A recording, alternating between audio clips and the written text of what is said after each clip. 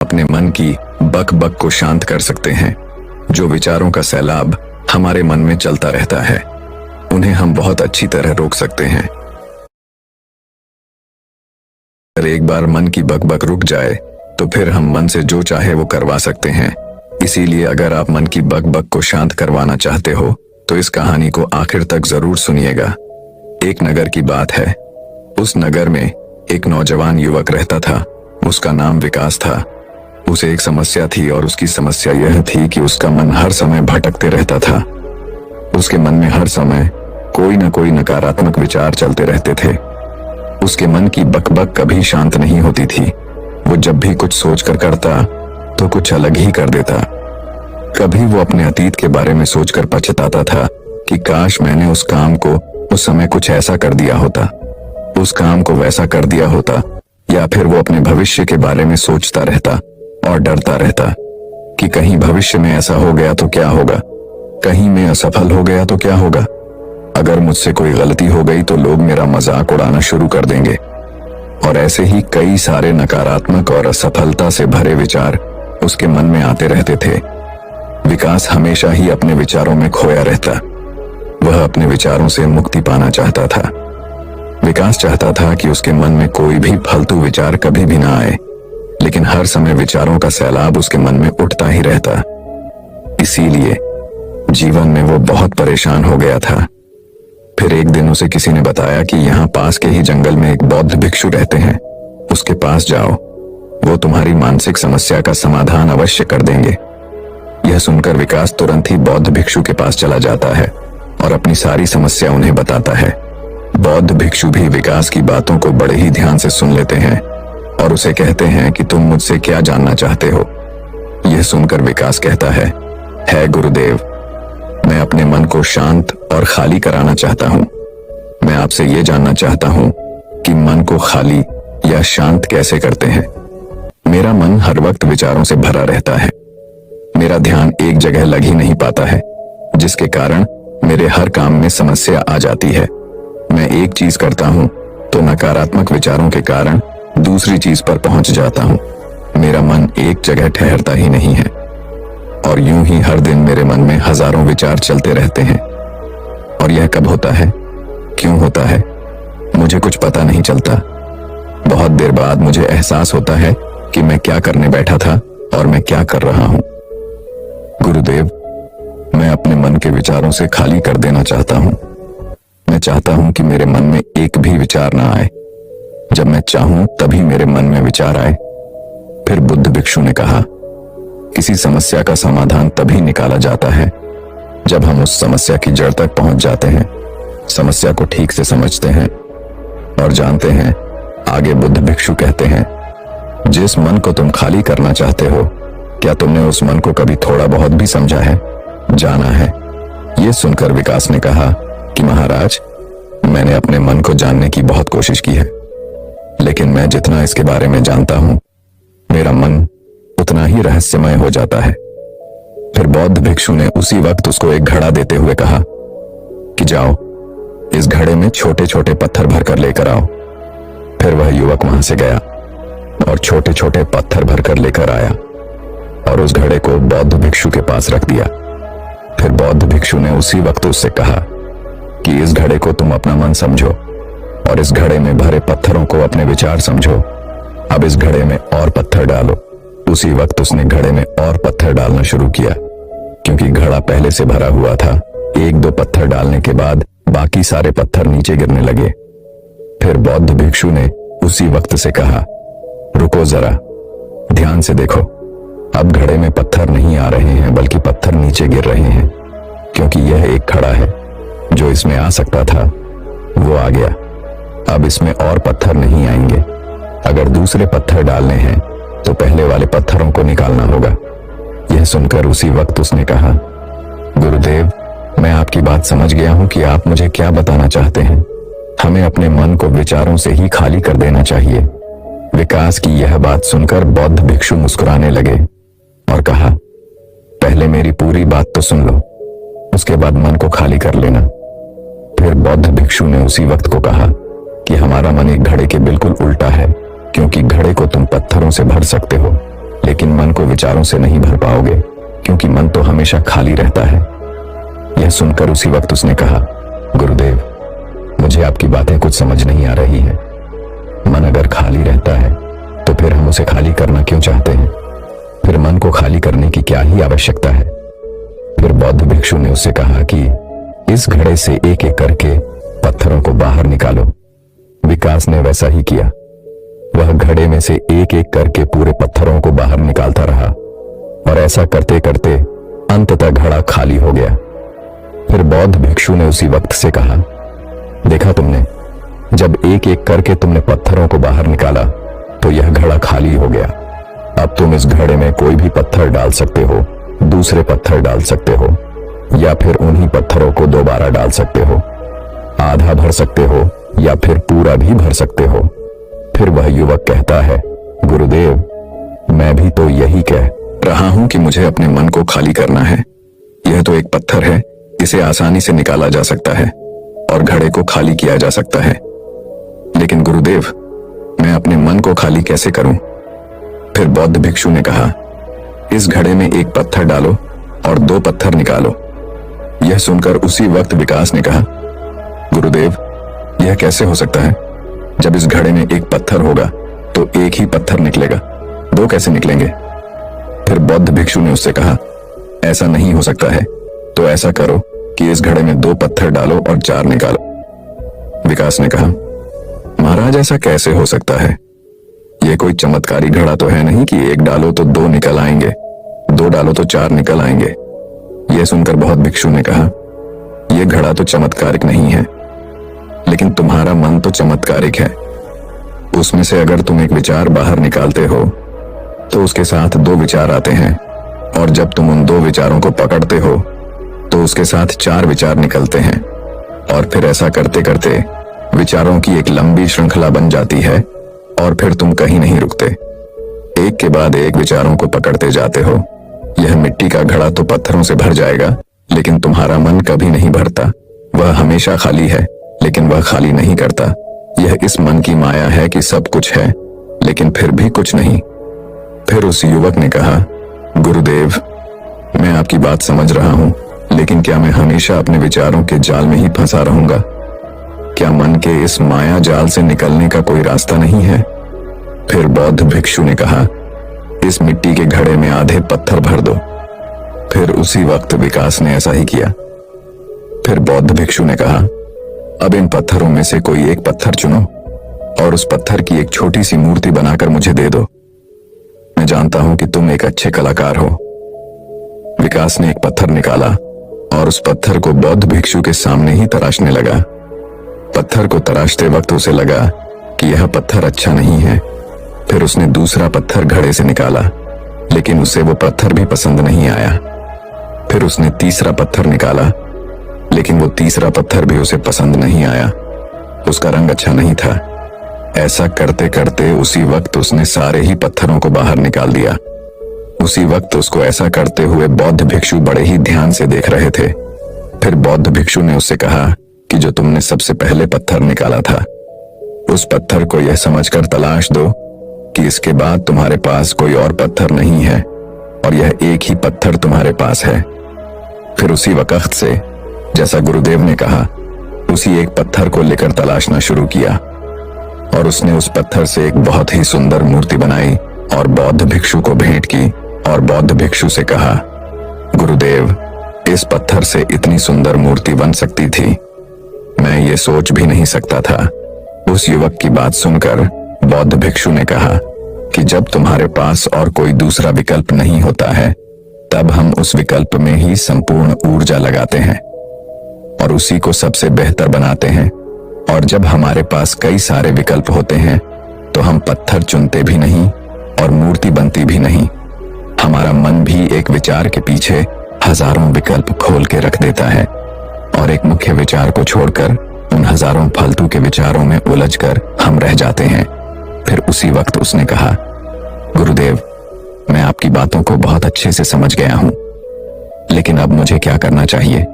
कृपया आप मेरा मार्गदर्शन करें।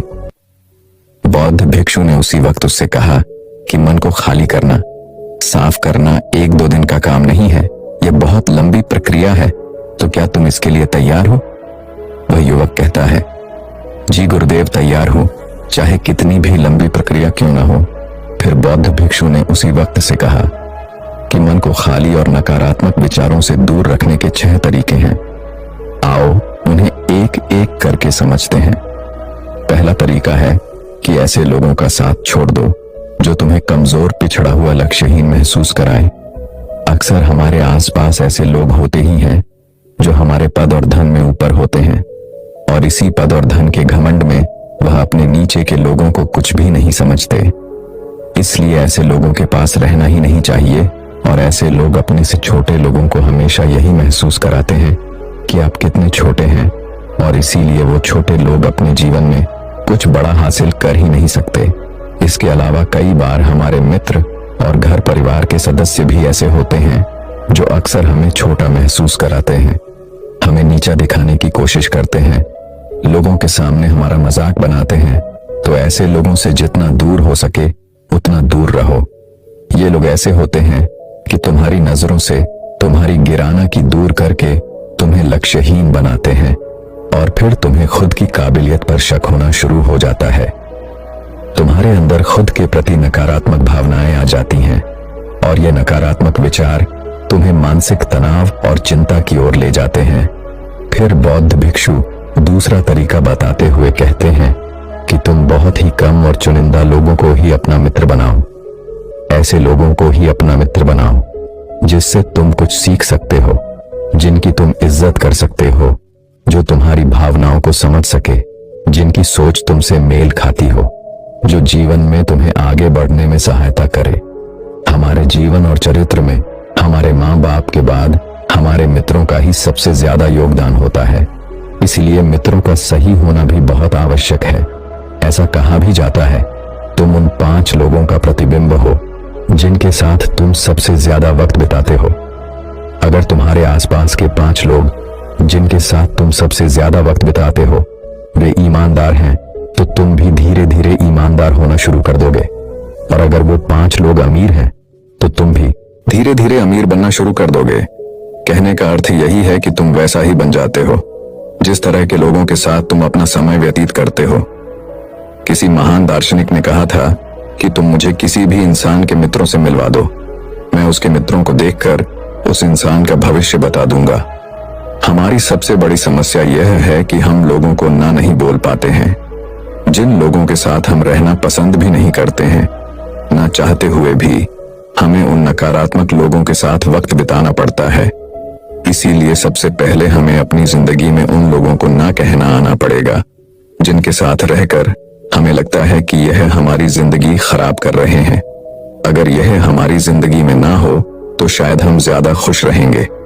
बौद्ध भिक्षु आगे कहते हैं, तीसरा तरीका है कि तुम कभी भी अपना अतीत नहीं बदल सकते, लेकिन तुम अपना भविष्य अवश्य बदल सकते हो। इसीलिए तुम्हें पूरी तरह से वर्तमान में रहते हुए उन चीजों पर, उन कामों पर ध्यान दो जो तुम्हारे नियंत्रण में हैं, जिन्हें तुम आज कर सकते हो, अभी कर सकते हो। बौद्ध भिक्षु कहते हैं, मेरी एक बात हमेशा याद रखना, केवल वर्तमान में रहकर भविष्य को संवारा जा सकता है, अतीत में रहकर नहीं। इसीलिए वर्तमान में जीने की आदत डालो। चौथा तरीका है कि तुम स्वस्थ और पौष्टिक खाना खाओ। हमारा शरीर ऊर्जा से चलता है, और हम जैसा खाना खाएंगे वैसे ही ऊर्जा हमारे शरीर को मिलेगी। अगर हमारा शरीर स्वस्थ नहीं रहेगा तो हमारा मन स्वस्थ कैसे रहेगा? जब शरीर कमजोर और बीमार रहता है तो मन में कई सारे नकारात्मक विचार आते हैं, और स्वस्थ शरीर में स्वस्थ दिमाग का वास होता है। इसीलिए शरीर को स्वस्थ और मजबूत रखना हमारी जिम्मेदारी है। बौद्ध भिक्षु कहते हैं कि 5वां तरीका यह है कि रोज ध्यान करो। ध्यान करने का सबसे उपयुक्त समय सुबह या फिर रात को सोने से पहले होता है, लेकिन अगर तुम्हें ध्यान में गहरा जाना है तो सबसे उपयुक्त समय रात का ही होता है। रात में सोने से पहले ध्यान करने से नींद में भी सुधार होता है और बहुत गहरी नींद आती है। ध्यान करने के लिए तुम अपनी सांसों पर अपने मन को केंद्रित कर सकते हो, या फिर तुम अपने मन में उठने वाले विचारों पर भी अपना ध्यान केंद्रित कर सकते हो। मन में उठने वाले विचारों पर ध्यान केंद्रित करने से ध्यान करने वालों का ज्यादा फायदा होता है, क्योंकि इसमें आसानी से गहरे ध्यान में उतरा जा सकता है।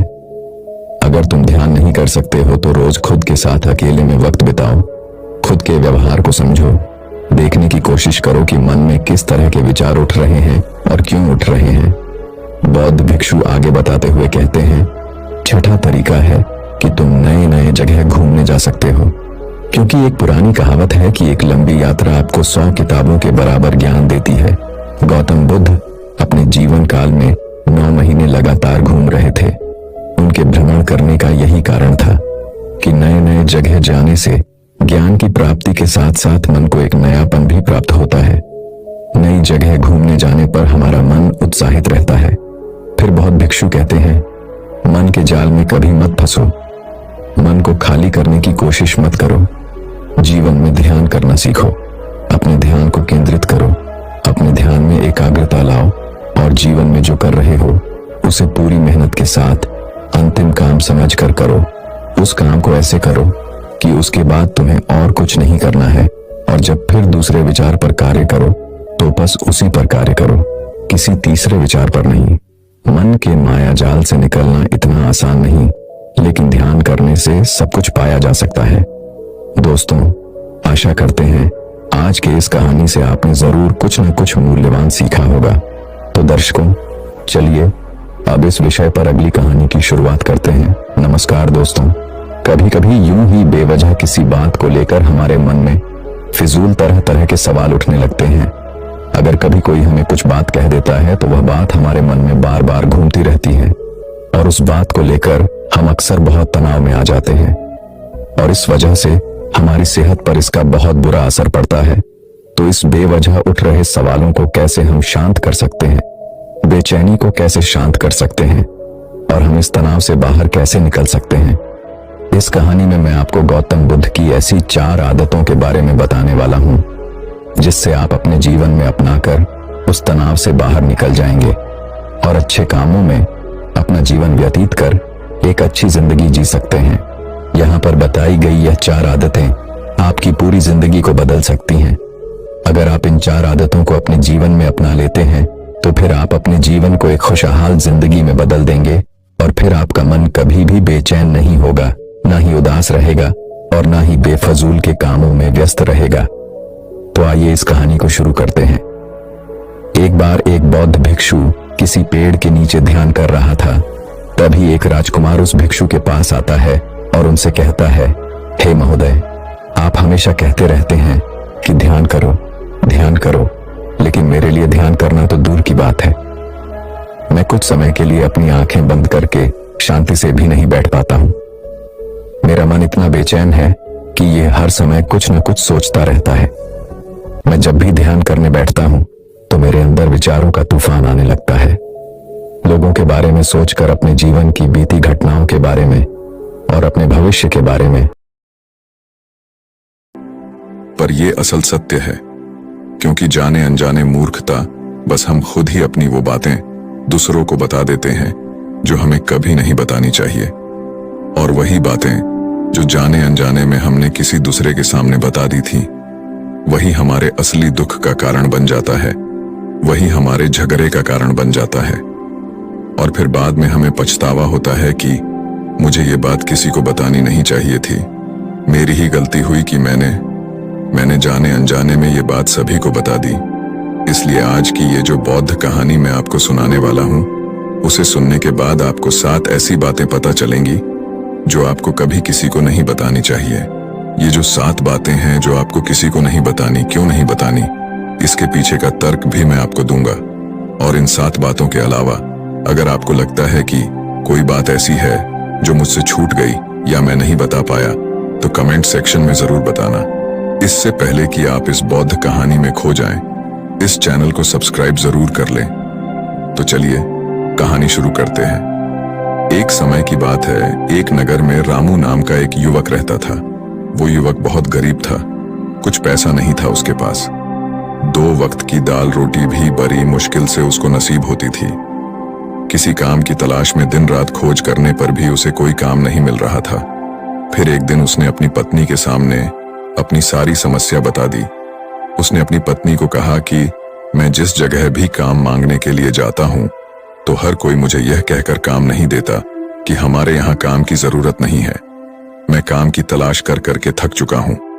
मुझे समझ नहीं आता कि मैं तुम लोगों का पेट कैसे भरूंगा, अपने बच्चों को कैसे पालूंगा, और ये चिंता मुझे दिन रात खाए जा रही है। यह सुनकर उसकी पत्नी ने कुछ सोचकर कहा कि तुम एक आदमी के पास सिर्फ एक बार ही काम मांगने के लिए जाते हो, और जब वो काम नहीं देता तो तुम दोबारा उसके पास जाते तक नहीं हो। अगर तुम्हें उनसे काम लेना है तो तुम्हें हमदर्दी जतानी होगी, तुम्हें उनसे हमदर्दी हासिल करनी होगी, अपनी गरीबी दिखानी होगी, ताकि वो लोग तुम्हारी मजबूरी समझकर तुम्हें काम पर रख लें। इसलिए शर्म मत करो, उन्हें अपनी मजबूरी बताओ, अपनी गरीबी बताओ, और इसी उपाय से तुम काम पा सकते हो। ये बात रामू के मस्तिष्क में बैठ गई और अगले दिन काम मांगने के लिए वो उसी सेठ के पास जा पहुंचा जहां पर वो पिछले दिन काम मांगने के लिए गया था। लेकिन इस बार उसने हाथ जोड़कर उस सेठ से प्रार्थना की, उससे विनती की कि वो बहुत गरीब है और उसे काम की बहुत आवश्यकता है। वो जो कुछ भी उसे देंगे वो उसमें संतुष्ट हो जाएगा, पर कृपया करके मुझे अपने यहाँ काम पर रख ले। उसकी ये हालत देखकर उस सेठ ने उसे अपने यहाँ काम पर रख लिया। वो रोज वहां पर काम पर जाने लगा। अंदर ही अंदर वो खुश तो था कि उसे काम तो मिला, लेकिन उसे वेतन दूसरे लोगों से कम मिलता था। वही काम जो दूसरे लोग कर रहे थे उन्हें ज्यादा वेतन मिल रहा था और इसे कम वेतन मिल रहा था। जब इस बारे में उसने अपने सेठ से कहा तो सेठ ने कहा कि देखो भाई, तुम्हें काम की जरूरत थी, मैंने तुम्हें काम दिया। मेरा धन्यवाद करने की बजाय तुम मुझसे शिकायत कर रहे हो। ये कैसी बलवंत साहित्य है। ये सुनकर रामू वहीं पर चुप हो गया। बात कहीं ना कहीं सत्य थी, सच थी। सेठ ने तो उसे उसकी मजबूरी के हिसाब से ही काम दिया था और इसीलिए वो उसे अपने अनुसार ही वेतन देता था। लेकिन धीरे धीरे उसने ये बात अपने सगे संबंधियों और अपने दोस्तों को भी बताना शुरू कर दी कि उसका सेठ कैसा आदमी है और उसे कितना वेतन देता है। समय बीतता रहा और रामू पूरी लगन के साथ अपना काम करता रहा, लेकिन अब परिस्थितियां बदलने लगी थीं। सेठ अब रामू से दूसरे लोगों से ज्यादा काम लेता था और उनसे कम वेतन उसे देता था। यह बात रामू के मन को बहुत खलती थी। वो दूसरों से ज्यादा मेहनत कर रहा है और उनसे कम वेतन पा रहा है। इससे उसके आत्मसम्मान को बहुत गहरी चोट पहुंची। अब धीरे धीरे उसका मन अपने काम से हटने लगा। उसका मन काम में लगता ही नहीं था। जाहिर सी बात है कि ऐसी जगह किसका मन लगेगा जहां आदमी को अपने आत्मसम्मान के साथ समझौता करना पड़े। इसीलिए जल्द ही उसने अपना काम छोड़ दिया और वो घर पर आकर खाली बैठ गया। अब उसके पास घर का खर्चा चलाने के लिए भी पैसे नहीं बचे थे। इसीलिए उसने अपने सगे संबंधियों और अपने दोस्तों से सहायता मांगनी शुरू की। लेकिन उसके दोस्त उसके सामने तो उसे दया का पात्र समझते थे, उसे दिलासा देते थे, लेकिन पीछे से उसका मजाक उड़ाते थे। वो कहते कि कितना बेवकूफ है, सेठ ने इतना काम लिया और बेचारे को पैसे भी नहीं दिए। अरे हम इसको पैसे दे दे तो ये कल हमारा भी पैसा नहीं वापस कर पाएगा। इसकी ऐसी हालत है, काम तो इसके पास कुछ है नहीं, पैसा कहां से ला कर देगा। और इसी वजह से रामू की हालत दिन पर दिन खराब होती जा रही थी। अब वो दिन रात तनाव में रहने लगा था। वही दोस्त, वही सगी संबंधी जो उसके अपने होने का दिखावा करते थे, वो उसे दया का पात्र समझ रहे थे। उन्हें उसके ऊपर तरस आ रहा था। सब लोग आकर उसे ज्ञान तो बहुत देते थे, लेकिन कोई सहायता नहीं करता था। और अक्सर ऐसा ही होता है, ज्ञान देने वाले तो बहुत मिल जाते हैं, लेकिन मदद करने वाले, उंगली पकड़कर, हाथ पकड़कर आगे चलाने वाले कितने लोग मिलते हैं। फिर एक दिन उसे पता चला कि पड़ोस वाली गांव में एक बौद्ध भिक्षु आया हुआ है जो बहुत ही ज्ञानी है। रामू इतना तनाव में था कि उसे कोई रास्ता नजर ही नहीं आ रहा था। इसीलिए जाने अनजाने में वो उस बौद्ध भिक्षु के पास पहुंच जाता है। वहां पहुंचकर वो सीधे उनके पैरों में गिरकर रोने लग जाता है। वो रोते रोते उन्हें अपनी सारी परिस्थिति बताता है। उसे बताता है कि किस तरह उसके सेठ ने उसका फायदा उठाया और उसके सगे संबंधी उसके साथ कैसा व्यवहार रखते हैं। सारी बातें सुनकर बौद्ध भिक्षु ने उसे चुप कराते हुए कहा कि भंते, ये सारी समस्याएं तुम्हारी बुद्धिहीनता, तुम्हारी मूर्खता के कारण उत्पन्न हुई है। अगर तुम्हारे अंदर विवेक होता तो इनमें से एक भी समस्या तुम्हारा चित्त को दुखी नहीं कर सकता था, लेकिन तुमने अपने अविवेक के कारण, अपनी मूर्खता के कारण खुद ही अपने रास्ते में कांटे बिछा दिए।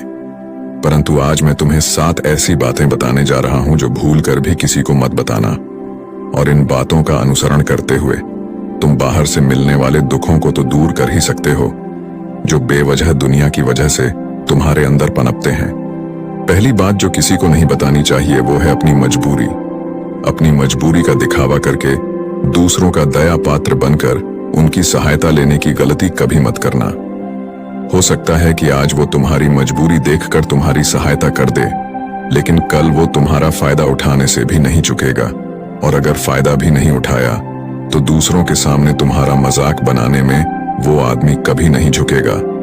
इसीलिए कभी भी अपनी मजबूरी का दिखावा मत करो। अगर घर में 2 रोटी है, सूखी रोटी है, तो वहीं खाकर सो जाओ, लेकिन दूसरों को इसके बारे में भनक तक नहीं लगने चाहिए। जरा आप खुद सोचो, मजबूरी बताने का क्या प्रयोजन होता है एक इंसान का? या तो वो दूसरों से सहानुभूति हासिल करना चाहता है या उनसे कोई आर्थिक मदद चाहता है।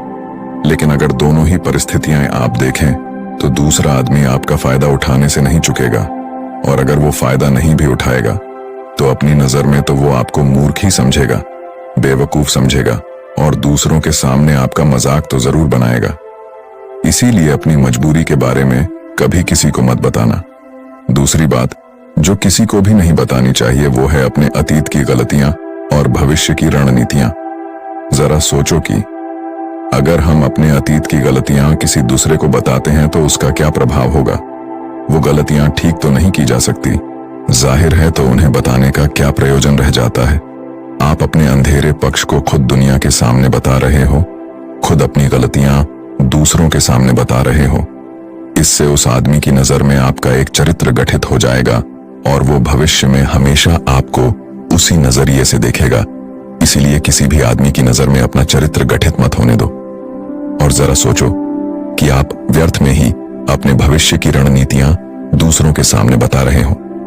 जो लोग आपके काम का हिस्सा ही नहीं है, उनके सामने अपने भविष्य की रणनीतियां, अपनी डींगे हाँकने का क्या फायदा? वो लोग आपकी सहायता तो नहीं करेंगे, लेकिन आपकी भविष्य की रणनीतियों में बाधा जरूर बन सकते हैं। आप खुद अपने विवेक का इस्तेमाल करिए और सोचिए कि आपके साथ भी ऐसा हुआ है कि आपने अपनी भविष्य की रणनीति किसी को बताई हो और वो कामयाब ही न हुई हो। जरूर हुआ होगा, जरा गौर से सोचिए। तीसरी बात जो किसी को नहीं बतानी चाहिए वो है अपने घर की बातें। जो भी हमारे घर के अंदर आपस में बातचीत होती है, हमारे माँ बाप के साथ, हमारी पत्नी के साथ, हमारे बच्चों के साथ, वो बातें परिवार तक ही सीमित रहनी चाहिए। अगर आप इन बातों का दूसरों के सामने ढिंढोरा पीटते हो तो दूसरों को आपके घर में घुसने का एक मौका मिल जाता है, और वो इसका फायदा उठाने से कभी नहीं चूकेंगे। वो आपके परिवार के सदस्यों को आपसे दूर लेकर जाने की कोशिश करेंगे। अक्सर ऐसा होता है, हम समाज में देखते हैं कि हम अपने घर के झगड़ों को कम करने के लिए उन झगड़ों को अपने पड़ोसियों और दूसरे सगे संबंधियों को देते हैं, लेकिन इससे आपको सहायता कभी नहीं मिली होगी, बल्कि आपके घर के लड़ाई झगड़े और ज्यादा बरच गए होंगे, और वो जाहिर है वो बढ़ेंगे। अगर आप अपने माँ बाप की बात दूसरों को बताएंगे तो आपकी माँ बाप को बुरा लगेगा यही कि हमारा बेटा हमसे बताए बगैर दूसरों को ये बातें बता रहा है। इसीलिए अपने घर की बातें और अपने घर के लड़ाई झगड़े किसी के सामने मत बताना। अगली बात जो मैं आपको बताने जा रहा हूं, जो किसी को नहीं बताने चाहिए, वो सुनने पर बहुत अजीब लग सकती है, लेकिन उसका सत्य भी मैं आपको एक तर्क के माध्यम से दूंगा। मैं कहता हूं कि अपनी आमदनी किसी को मत बताना। अब अपनी आमदनी न बताने के पीछे क्या प्रयोजन हो सकता है? जरा सोचिए कि आप अपनी आमदनी अपने दोस्तों को बता देते हैं, तो जब आपके दोस्तों को जरूरत पड़ेगी तो वो सिर्फ आपको ही याद करेंगे, क्योंकि उनको पता है कि अगर आपकी आमदनी ज्यादा अच्छी है तो आप भी उनकी मदद कर सकते हैं, और इसीलिए ज्यादा लोग आपसे सहायता मांगेंगे। और जब आप उनकी सहायता नहीं करेंगे तो वो सोचेंगे कि इस आदमी के पास पैसे हैं, मेरी सहायता कर सकते हैं, लेकिन ये सहायता कर नहीं रहा है, और इसीलिए आपकी आमदनी आप दोनों दोस्तों के बीच एक झगड़े का कारण हो सकती है। कम आमदनी होगी तो लोग मजाक उड़ाएंगे और ज्यादा होगी तो सहायता मांगेंगे तो अपनी आमदनी बताने का कोई प्रयोजन नहीं है। अगली बात जो मैं आपको बताने वाला हूं उसे अपनी घाट बांध लेना और किसी को यह बात मत बताना। अपनी कमजोरी और अपनी ताकत। अक्सर इंसान को पता नहीं होता है कि उसकी कमजोरी या उसकी ताकत क्या है, लेकिन अगर आपको अपनी कमजोरी और अपनी ताकत पता है तो पहली बात तो आप बहुत ही बुद्धिमान आदमी है, और दूसरी बात कि आपको ये बातें किसी से साझा नहीं करनी है। अगर आपकी कमजोरियां दूसरों को पता चल गई तो वो आपकी कमजोरियों का फायदा उठाएंगे, और अगर आपकी ताकत पता चल गई तो वही ताकत आपकी कमजोरी बन जाएगी, क्योंकि वो ताकत दूसरे आदमी को पता है और वो ताकत की खाट भी ढूंढ ही लेगा। अपनी कमजोरी और अपनी ताकत अपनी पत्नी या अपने पति को भी नहीं बतानी चाहिए, क्योंकि इसके बाद आपको घर में उनसे हमेशा दब के रहना पड़ेगा। अगली बात जो किसी को नहीं बताने चाहिए वो है अपने मित्र और अपने शत्रु। आप अपने मित्रों के बारे में अगर दूसरे लोगों को बताएंगे तो वो आपके मित्रों के साथ अपनी घनिष्ठता बनाकर आपको धोखा दिलवा सकते हैं। आपके गहरे मित्रों को आपसे दूर करने का प्रयास कर सकते हैं। अक्सर आम आदमी ऐसा नहीं करता, लेकिन आपके दुश्मन ऐसा करने की कोशिश कर सकते हैं। और दूसरी तरफ आपके शत्रु का भी किसी को नहीं पता लगना चाहिए, क्योंकि आज जो आपका मित्र है अगर कल वो आपका दुश्मन हो गया तो वो आपके दुश्मन के साथ ही मिलकर आपको परास्त कर सकता है, आपको धोखा दे सकता है। इसीलिए अपने सबसे अच्छे दोस्तों को भी अपने दुश्मन के बारे में कभी मत बताना। अगली और आखिरी बात कहना चाहता हूं कि जब तुम दान करते हो तो दान के बारे में भी किसी को मत बताना, नहीं तो दान करना व्यर्थ हो जाता है, बेकार हो जाता है। जब आप अपने दान का ढिंढोरा पीटते हो तो आप ये बता रहे हो कि मैं कितना बड़ा दानी पुरुष हूं, और ये आपके अंदर एक अहंकार निर्मित करेगा। इसीलिए दान गुप्त रूप से किया जाए उतना ही अच्छा होता है, उतना ही फलदायी होता है। जब आपका बायां हाथ दान कर रहा हो तो दाएं हाथ को भी न पता चले कि बायां हाथ दान कर रहा है। ये 7 बातें जो बौद्ध भिक्षु ने रामू को बताए, इनमें संसार के सभी सिद्धांत छिपे हुए हैं। इन बातों का अनुसरण करते हुए आप अपने घर में सुख शांति बना सकते हैं और घर के झगड़े हमेशा के लिए दूर कर सकते हैं। और अगर आप इन बातों के बारे में अपने विवेक से भी सोचेंगे तो आपको ये बातें सच मालूम पड़ेंगे। अगर आप अच्छा सोचोगे तो आपके साथ अच्छा ही होगा, अगर आप बुरा सोचोगे तो आपके साथ बुरा ही होगा।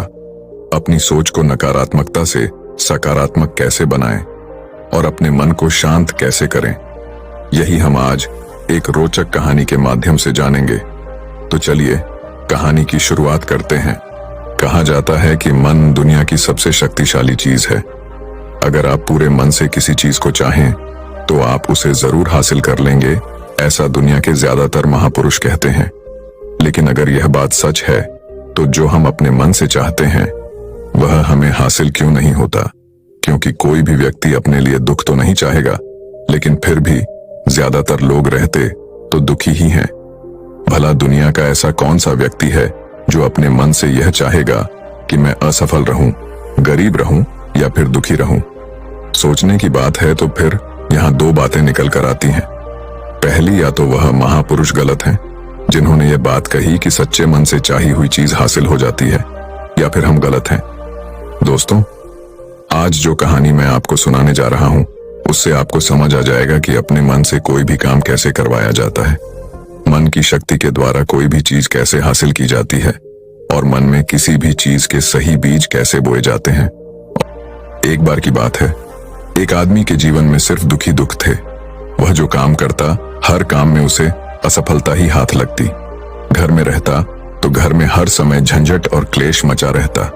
वह किसी से मदद मांगता तो कोई भी उसकी मदद करने को तैयार नहीं होता। बस चारों तरफ से हताशा और निराशा ही उसके हाथ लग रही थी। उसे ऐसा लग रहा था जैसे चारों तरफ से दुखों का पहाड़ उस पर ही टूट पड़ा है।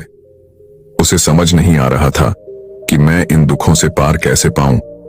वह दिन रात बस यही सोचता रहता कि मैं अपने इन दुखों से छुटकारा कैसे पा सकता हूं। इसी कारण से वह रात में ठीक से सो भी नहीं पाता था। उसकी आंखों के नीचे बड़े बड़े काली घेरे बन गए थे और बाल झड़ने लगे थे। हर समय चिंता करने की वजह से उसका स्वभाव काफी चिड़चिड़ा और शरीर बहुत कमजोर हो गया था। कभी कभी तो उसके मन में आत्महत्या करने के विचार भी आते थे। लेकिन अपने परिवार के बारे में सोचकर वह यह कदम नहीं उठा पाता था। अपनी परेशानियों से वह इतना परेशान हो चुका था कि उसने एक दिन यह निर्णय किया कि वह अपने इन सभी दुखों से छुटकारा पाकर ही रहेगा, चाहे इसके लिए उसे कुछ भी करना पड़े, कितनी ही मेहनत करनी पड़े, वह करेगा, लेकिन अपने दुखों से छुटकारा पाकर ही रहेगा। इसी विचार के साथ एक दिन उसने अपने एक मित्र से पूछा कि मैं अपने जीवन को खुशहाल कैसे बनाऊं। उसके मित्र ने सुझाव दिया कि तुम किसी बाबा के पास जाओ। बाबाओं के पास ऐसा मंत्र होता है जिससे सारे दुख खत्म हो जाते हैं और जीवन खुशियों से भर जाता है, धन संपदा भी हासिल हो जाती है। बस तुम किसी ऐसे बाबा को ढूंढ लो और तुम्हारा काम हो जाएगा। उस आदमी के मन में यह बात अंदर तक बैठ गई कि अब कोई बाबा ही मेरी समस्याओं का समाधान कर सकता है। इसीलिए अब से उसे जिस भी बाबा के बारे में पता चलता वह उसके पास पहुंचता और अपनी सारी समस्या बताकर उसका समाधान पूछता और कहता, बाबा मैं कुछ भी करने को तैयार हूं, आप जो कहेंगे मैं सब करूंगा, बस आप मुझे मेरे दुखों से छुटकारा दिलवा दें। बाबा उसे कुछ उपाय बताते और कहते, इस उपाय को करने के बाद तुम्हारे घर में सुख शांति बनी रहेगी, लेकिन याद रहे इस उपाय को पूरे नियम के साथ करना। इन उपायों के बदले बाबा उस आदमी से अच्छी खासी दान दक्षिणा ले लेते। वह आदमी पूरी नियम विधि के साथ उन उपायों को करता, लेकिन बहुत से उपाय करने के बाद भी उसके जीवन में कोई बदलाव नहीं आ रहा था। इसके विपरीत बहुत से बाबाओं को दान दक्षिणा देते देते उसका धन भी खत्म होने लगा था, जिससे उसकी मुसीबतें और भी बढ़ने लगी थीं। उसने सोचा, इन बाबाओं के पास जाने से तो मेरी मुसीबतें और बढ़ने लगी हैं, तो क्या करूं? इन बाबाओं के पास जाऊं या इनके पास जाना ही बंद कर दूं? फिर एक दिन उसे एक आदमी ने सलाह दी कि तुम अपने घर में किसी अच्छे पंडित को बुलवाकर हवन करवाओ, पूरे विधि विधान से मंत्रोच्चारण करवाओ। इससे घर में जो भी नकारात्मक ऊर्जा होगी वह भाग जाएगी और घर में सुख शांति आएगी। उस आदमी के दिमाग में यह बात अच्छे से बैठ गई और उसने एक पंडित को अपने घर बुलवाकर हवन करवा लिया। हवन अच्छी तरह से संपन्न हुआ और उस व्यक्ति ने पंडित को अच्छी खासी दान दक्षिणा देकर खुशी खुशी अपने घर से विदा किया। हवन करने के कुछ महीने बाद तक उसके घर में सब कुछ ठीक चल रहा था। घर में सुख शांति भी बनी रही और उसके छोटे छोटे रुके हुए काम भी पूरी होने लगे। लेकिन कुछ महीनों बाद फिर से वही पुरानी वाली स्थिति वापस लौट आई। उस व्यक्ति को महसूस हुआ कि उसके जीवन में अब भी कोई महत्वपूर्ण बदलाव नहीं आया है। अब वह आदमी पूरी तरह से दुखी हो गया, पहले से भी ज्यादा परेशान रहने लगा। अब तो उसे लगने लगा था कि मेरे जीवन से दुख कभी खत्म ही नहीं होंगे। यही सब सोच सोचकर उसका बुरा हाल हो गया। फिर एक दिन उसे अपने मित्र से एक ऐसे बाबा के बारे में पता चला जो समाधान बताने के बदले कोई दान दक्षिणा नहीं लेते। उस व्यक्ति ने सोचा, यह बाबा तो दूसरे बाबाओं से अलग हैं, क्योंकि यह तो कोई दान दक्षिणा ही नहीं लेते, और अगर यह कोई दान दक्षिणा नहीं लेते तो जरूर यह कोई सिद्ध बाबा ही होंगे। यही सोचकर वह उन बाबा के पास पहुंच जाता है। वहां पहुंचकर वह देखता है कि बाबा ध्यान कर रहे हैं, इसीलिए वह वहीं चुपचाप बैठकर बाबा के ध्यान से बाहर निकलने का इंतजार करने लगता है। थोड़ी ही देर में बाबा की आंखें खुलती हैं और वह अपने सामने एक दुखी और परेशान व्यक्ति को बैठा पाते हैं। व्यक्ति की शारीरिक और मानसिक हालत को देखकर बाबा को यह समझते देर नहीं लगी कि यह व्यक्ति अपने जीवन से कितना परेशान है। बाबा ने उसे संबोधित करते हुए कहा, बच्चा कौन सी समस्या लेकर आए हो? किस बात से परेशान हो तुम? उस व्यक्ति ने कहा, बाबा मैं अपने जीवन के दुखों से बहुत ज्यादा परेशान हूं। मैंने अपने दुखों को कम करने का बहुत प्रयास किया, हर वो काम किया जो किसी बाबा ने मुझसे करने को कहा, हर वो तरकीब अपनाई जो किसी व्यक्ति ने मुझसे कही, लेकिन मेरे जीवन के दुखों में कोई कमी नहीं आई। इसके विपरीत मेरे दुखों में और बढ़ोतरी हो गई। बाबा मुझे समझ नहीं आ रहा कि मैं क्या करूं। कभी कभी तो लगता है कि आत्महत्या कर लूं, लेकिन अपने परिवार के बारे में सोचकर यह कदम नहीं उठा पाता। बाबा मैंने आपके बारे में बहुत सुना है और बहुत उम्मीद के साथ आपके पास आया हूं। कृपया मुझे कोई ऐसा तरीका बताएं जिससे मुझे अपने दुखों से छुटकारा मिल जाए। मैं अपने दुखों से छुटकारा पाने के लिए कुछ भी करने को तैयार हूं। आप मुझे कोई भी रास्ता बताएं, चाहे वह रास्ता कितना भी कठिन क्यों ना हो। मैं उसे पार करके रहूंगा। बाबा ने महसूस किया कि यह आदमी तो सच में बहुत परेशान है। बाबा ने उसकी बात सुनकर कहा कि बच्चा, दुखों को दूर करने के लिए मंत्र ऐसे ही नहीं मिल जाते, उन्हें पाने के लिए कुछ करना पड़ता है। क्या तुम कुछ कर सकते हो? बाबा के मुंह से ऐसी बात सुनकर पहले तो उस व्यक्ति को लगा कि यह बाबा भी अब मुझसे दान दक्षिणा ही मांगेंगे, लेकिन उसके पास और कोई रास्ता नहीं था। इसीलिए उसने कहा, बाबा, आपको जितनी भी दान दक्षिणा चाहिए मैं देने के लिए तैयार हूं, लेकिन आपका मंत्र सच्चा होना चाहिए, सफल होना चाहिए और मुझे उसका फल भी मिलना चाहिए। उसके बाद आप जितनी भी दान दक्षिणा मांगेंगे मैं सब दे दूंगा। बाबा ने मुस्कुराते हुए कहा, दान दक्षिणा तो बहुत छोटी सी चीज है, मैं तुमसे इतनी छोटी चीज नहीं मांगूंगा। इस पर वह आदमी थोड़ा सोच विचार करके बोला, बाबा, अंगारों पर भी चलने को तैयार हूं, बस आप मुझे आज्ञा दीजिए बाबा।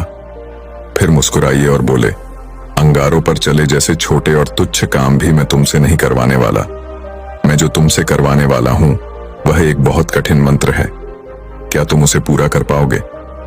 उस आदमी ने कहा, बाबा, आप मुझे बताइए तो सही कि करना क्या है, मैं कुछ भी करने को तैयार हूं। तब बाबा ने कहा, जब तुम यहां से अपने घर वापस जाओ तो रास्ते भर अपने मन में यह दोहराते हुए जाना कि मैं सुखी हूं, मैं सुखी हूं, मैं सुखी हूं। बार बार अपने मन में इसी मंत्र को दोहराना, लेकिन याद रहे यह मंत्र जुबान में नहीं आना चाहिए, सिर्फ मन में ही इसे दोहराना है। ये सुबह व्यक्ति बोला, बाबा, बस इतनी सी बात, यह काम तो मैं चुटकी बजाते कर लूंगा, लेकिन इन शब्दों को दोहराने से होगा क्या?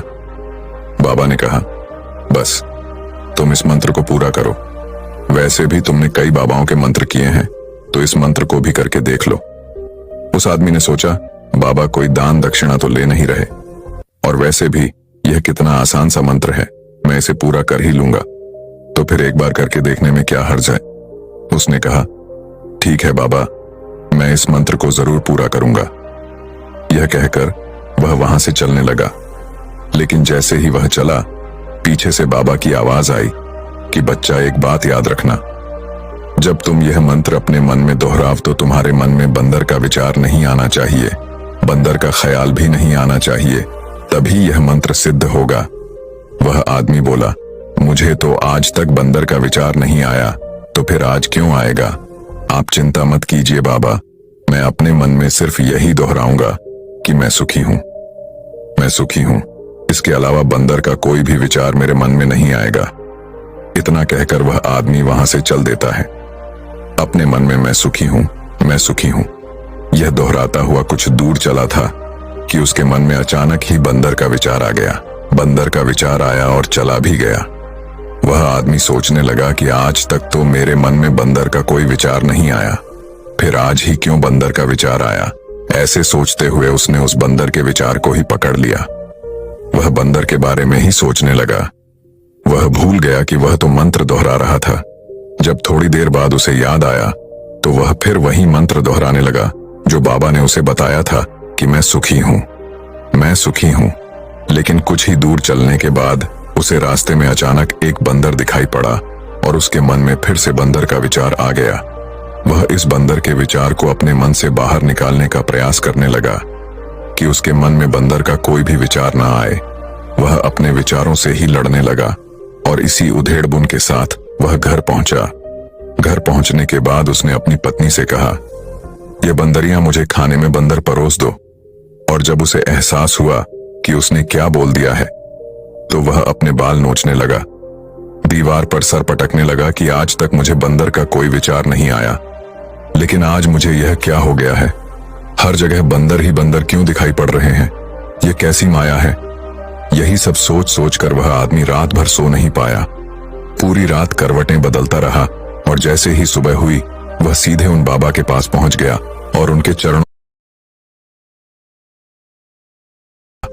पता नहीं क्या चमत्कार हो रहा है, आज तक मुझे बंदर का कोई विचार नहीं आया, लेकिन कल से जब से आपने यह कहा कि मन में बंदर का विचार नहीं आना चाहिए, तब से मुझे हर जगह बंदर ही बंदर दिखाई दे रहे हैं। आदमी ने कहा, बाबा, मुझे तो आपके पीछे भी एक बंदर पेड़ पर बैठकर केले खाता हुआ दिखाई दे रहा है। बाबा, मेरे साथ यह हो क्या रहा है? उस आदमी की यह बात सुन बाबा हंसने लगे और बोले, बच्चा, मन का जाल एक ऐसा जाल है जिसे समझ पाना इतना आसान नहीं है। यह बंदर तो तुम्हारे रास्ते पर तब भी पड़े थे जब तुम पहली बार मेरे पास आए थे। तब भी ये बंदर इन्हीं पेड़ों पर घूम रहे थे, लेकिन तब तुम्हारे ध्यान में ये बंदर नहीं आए, क्योंकि तब तुम्हारा ध्यान तुम्हारे दुखों पर था। बाबा ने उस आदमी को समझाते हुए कहा, बच्चा, हम जिस भी चीज से दूर भागना चाहते हैं वही चीज हमारे मन में बहुत गहराई से बैठ जाती है, वह हमारे अंतर मन में समा जाती है। वास्तव में हम जिस किसी भी चीज से छुटकारा पाना चाहते हैं, हम उसे छुटकारा इसीलिए पाना चाहते हैं क्योंकि वह चीज हमसे बहुत गहराई से जुड़ चुकी है, और हम जितना ही उससे छुटकारा पाना चाहते हैं वह उतनी ही गहराई से हमारे मन में बैठती चली जाती है और अंततः हमारे अंतर मन में छा जाती है।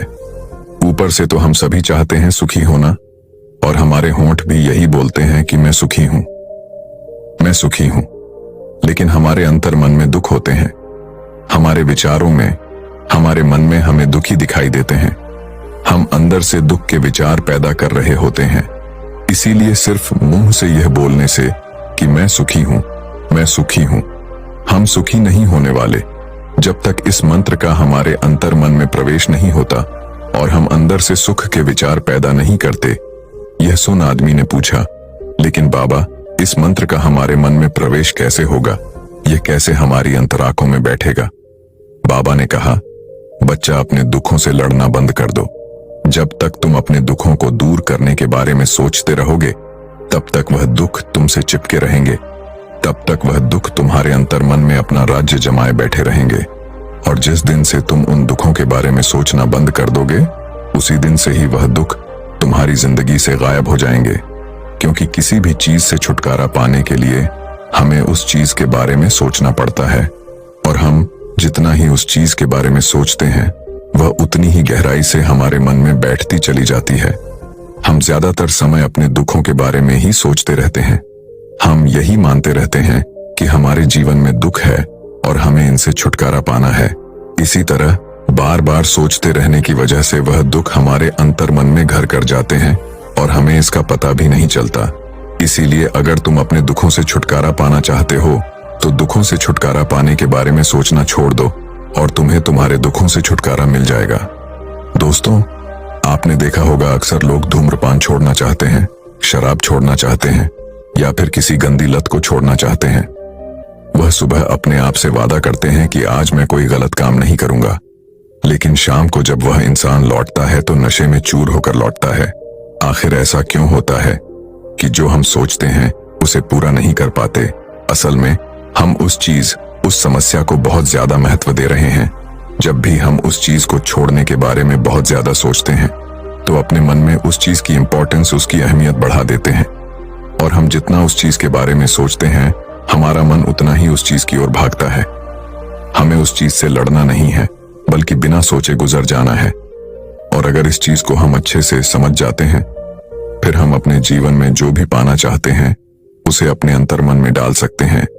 और अगर एक बार वह लक्ष्य हमारे अंतर मन में बैठ जाता है तो फिर सफलता पाने में कोई समस्या नहीं आएगी, कोई परेशानी नहीं आएगी। तो दर्शकों, चलिए अब इसी विषय पर अगली रोचक कहानी की शुरुआत करते हैं। दोस्तों, किसी ने ठीक ही कहा है कि उनके साथ जरूर रहो जिनका वक्त खराब है, और उनका साथ छोड़ दो जिनकी नीयत खराब है। आज की कहानी एक लड़के की है। एक 24 साल का लड़का जो कि एक जमींदार के यहाँ नौकरी करता था। उसके माँ बाप इस दुनिया में नहीं थे। जिंदगी बड़ी कठिनाइयों में बीत रही थी। वह जाता था, रोज पैसे कमाकर घर आता था, खाना बनाता था, खाता था और सो जाता था। यही उसकी दिनचर्या थी। एक शाम जब वह अपने काम से घर वापस लौट रहा था तो उसने देखा कि एक बूढ़े फकीर अपनी पीठ पर 3 बड़ी पोटली रखकर एक नगर से दूसरे नगर की तरफ जा रहे थे। वह देखने में काफी बूढ़े लग रहे थे और वो काफी देर से ऐसे ही सफर कर रहे थे, और आखिरकार कुछ दूर और चलने के बाद वे चलते चलते थक कर एक पेड़ के नीचे आकर बैठ गए। तभी उनकी नजर इस नौजवान युवक पर पड़ी जो कि उसी रास्ते पर जा रहा था और उसी दिशा में जा रहा था जिस दिशा में उन बूढ़े फकीर को जाना था। तभी वह लड़का उन बूढ़े फकीर के पास से होकर गुजरा। जैसे ही वह उनके पास से गुजरा तभी उन बूढ़े फकीर ने पीछे से आग्रह भरी आवाज में कहा, सुनो बेटा, क्या तुम मेरी थोड़ी सी मदद कर सकते हो? ये पोटलियां बड़ी भारी है और मैं बूढ़ा हो चुका हूं। मैं ज्यादा देर तक इनका बोझ नहीं उठा सकता और मैं बहुत थक भी चुका हूं। तो क्यों ना तुम मेरी एक पोटली को उठा लो और इसे उस दूसरे गांव तक पहुंचा दो। इसके बदले में मैं तुम्हें 2 सोने के सिक्के दूंगा। वह लड़का उन फकीर की सारी बातें सुनता है, फिर उनसे कहता है, कोई बात नहीं बाबा, मैं आपकी मदद करने के लिए तैयार हूं। बताइए आपको कहां जाना है? ऐसा कहते हुए उस लड़के ने उन फकीर की एक पोटली उठा ली और उसे अपने कंधे पर रख लिया। जैसे ही उसने पोटली को कंधे पर रखा, उसे आभास हुआ कि यह पोटली तो सच में बहुत भारी है। फिर वह लड़का और वह फकीर रास्ते में आगे की ओर बढ़ चले गए।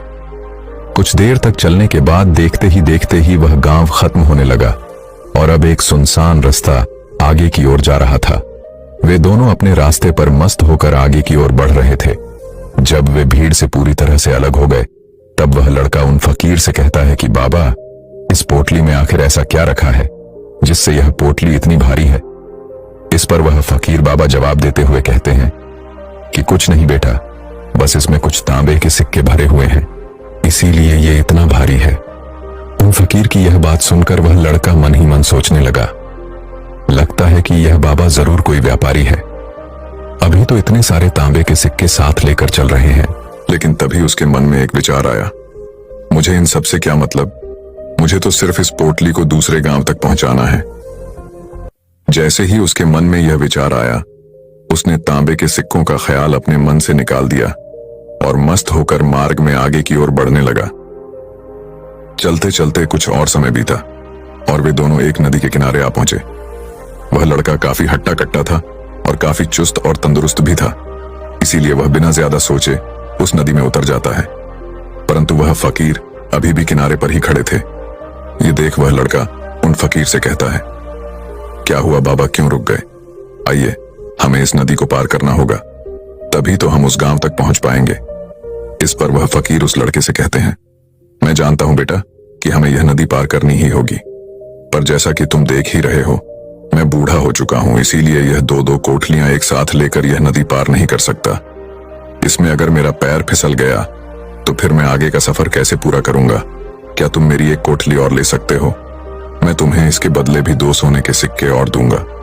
इस पर वह लड़का मुस्कुराते हुए उन फकीर से कहता है, बाबा, आप मुझे शर्मिंदा कर रहे हैं। अगर आप मुझे सोने के सिक्के ना भी दें, तब भी मैं आपका कार्य अवश्य करूंगा। मैं आपको उस दूसरे गांव तक अवश्य पहुंचाऊंगा।